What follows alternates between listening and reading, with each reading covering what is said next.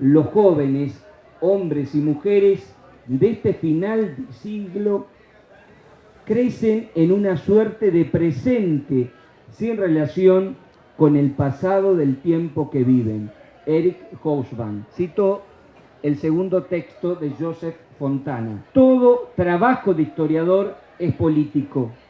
Nadie puede estudiar, por ejemplo, la Inquisición como si estuviera investigando la vida de los insectos, en la que no se involucra, porque o el trabajo del historiador tiene utilidad para la gente de afuera de las aulas o no sirve para nada. Me pareció oportuno releer estas citas para preguntarte sobre el origen, sobre la génesis de este libro en la Argentina del 2004.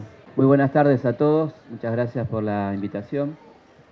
Bueno, creo que es muy claro, ¿no? Lo de Fontana, que uno trabaja básicamente para que la gente se entere, para que la gente acceda a un patrimonio social colectivo como es la historia. La historia no tiene dueño, la historia es de todos, por lo tanto debe ser conocida por la mayor cantidad de gente posible, ¿no? Y además, como dice Hobsbawm, hay que terminar con esa ruptura entre pasado y presente, como si fueran dos dimensiones distintas, sino que claramente el pasado condiciona al presente, por lo tanto somos lo que fuimos, ¿no? De ahí venimos, le da un sentido a este presente interpretativo para poder entenderlo, para poder modificarlo, mejorarlo, sin ninguna duda, ¿no? Entonces creo que son dos, además de ser dos extraordinarios historiadores, son gente que ambos han trabajado mucho para hacer su historia accesible, comprensible por la mayoría de la gente. Uno lee los textos de Hobsbawm, la verdad que son aptos absolutamente para todo público. Una persona que tiene este concepto de historia total, donde entra la cultura, la música, la literatura, el cine, el cómic, todo lo que hace a la cultura realmente es lo que constituye la historia, ¿no?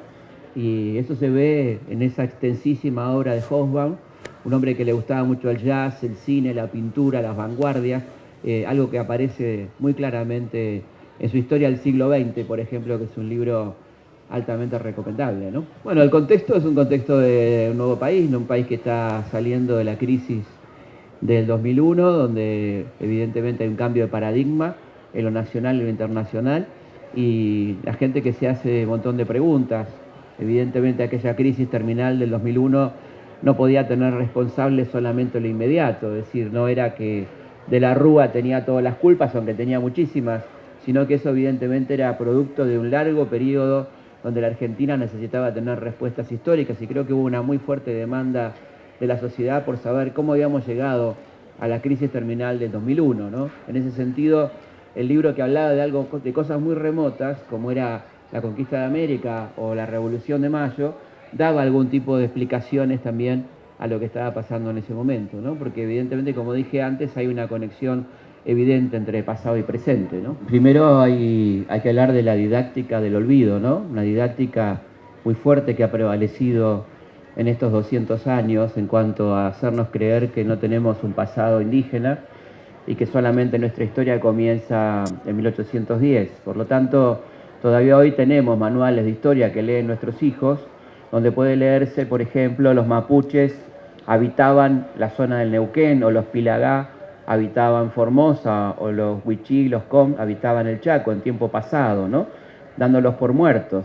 Es decir, este uso de los verbos que parece inocente, pero que de ninguna manera lo es. Se habla del blanco anteponiéndole la partícula hombre, la llegada del hombre blanco, mientras que el otro es aborigen, salvaje, etcétera, etcétera, ¿no? Es decir, que claramente desde el lenguaje se va armando un escenario de inferioridad, esta idea de la inferioridad y la superioridad, que de alguna manera va justificando la ausencia en ese relato nacional de la historia de los pueblos originarios. Sin embargo, ahondando un poco en la investigación histórica, uno se da cuenta la enorme presencia que han tenido, primero como enormes resistentes. Estamos en el país de la resistencia a la conquista. Este es uno de los países donde más se resistió a la conquista española.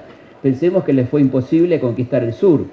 Los españoles no pudieron conquistar el sur, lo tuvo que hacer el Estado Nacional con Alsina, con Roca y demás. Pensemos que la zona de Valles Calchaquíes resistió 40 años la usurpación española. Pensemos en la enorme resistencia mapuche, ¿no? Pensemos la enorme resistencia en vía guaraní. Bueno, todas estas resistencias, de las que por supuesto no se habla en los libros demasiado, ¿no? Cuando se producen las invasiones inglesas, la llegada de 200 caciques pampa ofreciéndose para luchar contra los ingleses, entendiendo que ese era más peligroso que la ocupación española. Y realmente la reacción del Cabildo es muy notable, el Cabildo de Buenos Aires, donde les agradece esa presencia y les pide que se vayan lo más rápido posible, ¿no? Es decir, le tiene más miedo a ellos que a los ingleses. Y es una cuestión interesante porque había una interrelación que va a sobrevivir mucho tiempo. La correspondencia, por ejemplo, entre este personaje tan extraordinario que era Calfucurá, ¿no? El líder de un estado, Salinas Grandes, con Mitre, donde hay un diálogo de igual a igual y donde permanentemente Calfucurá denuncia que no le cumplen lo que le prometen, que no están cumpliendo las cosas que le dicen, que están violando su territorio. Y claro, lo que se nos cuenta después son los malones, los malones siempre vistos del lado del blanco, ¿no? Siempre del lado del Winca, las cautivas. El concepto de cautiva que aparece tan fuertemente en nuestra literatura se refiere a un momento determinado de la historia, pasando por alto los 300 años previos de cautivas indias, ¿no? Que fueron las primeras cautivas, etcétera, durante los años del genocidio, de la conquista, lo que no justifica para nada lo otro, sino que digo que hay una manera de leer la historia muy particular, donde la India no aparece como cautiva, sino que parece ser que el conquistador tenía derechos sobre ellos y sobre ellas, ¿no? Y esto me parece que es algo que tenemos que empezar a incorporar para entender mejor qué pasó durante los 300 años de la conquista española a nuestro territorio, ¿no? Primero hay que decir que la palabra patricio debe ser usada correctamente. Vos lo decís con ironía, por supuesto, pero se usó durante mucho tiempo el concepto de patricio como aquellas familias que formaron la patria, ¿no? Una de estas familias que aparece como patricia es la Martínez de Oz, que justamente el personaje al que estamos haciendo referencia, José Martínez de Oz, fue elegido por Beresford para dirigir la aduana de Buenos Aires. O sea que ese personaje fue elegido por el invasor inglés para administrar nada más y nada menos que la aduana. No fue el único traidor, digamos, ¿no? Una importante cantidad de llamados patricios se pusieron al servicio de Beresford cuando se producen las invasiones inglesas, mientras el pueblo resistía.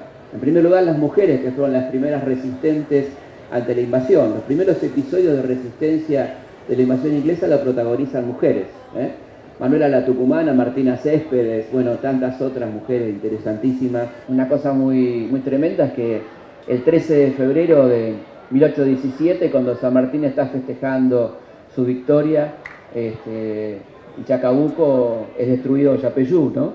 Por estos invasores, destrozando la patria chica del Libertador. De manera tal que Andresito es un ejemplo de resistencia, de coherencia, un político muy interesante, un hombre que tenía un criterio de justicia muy fuerte, ¿no? Ese corazón que le hacía decir que las madres indias también tenían corazón, ¿no? A aquella gente que le reclamaba por ciertas cuestiones. Así que creo que es muy buena hora que reivindiquemos a un personaje de la altura de Andresito, sin duda, ¿no?